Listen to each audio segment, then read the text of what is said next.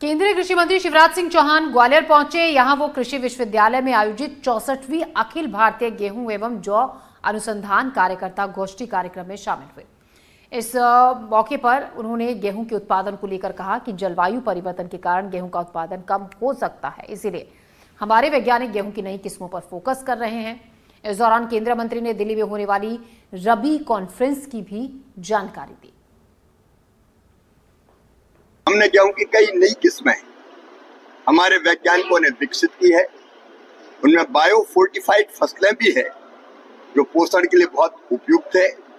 Gluten की मात्रा कैसे गेहूं में कम हो, इसका भी हम प्रयत्न कर रहे हैं। बढ़ते तापमान और कम पानी में भी कैसे गेहूं के उत्पादन को और हम बढ़ा पाएं, इसकी कोशिश भी हम कर रहे हैं।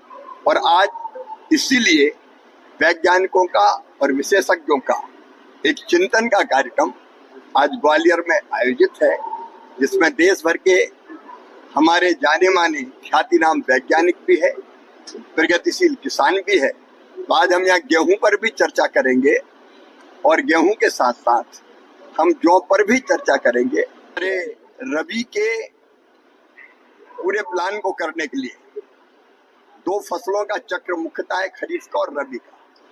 तो रबी में हम कैसे फसलों का बेहतर उत्पादन करें, इसके लिए रबी कॉन्फ्रेंस 14 और 15 सितंबर को हमने दिल्ली में बुलाई है। राज्य सरकारों के कृषि मंत्री और सारे अधिकारी विशेषज्ञ और केंद्र सरकार के सारे अधिकारी वैज्ञानिक विशेषज्ञ सब उन पर विचार करेंगे।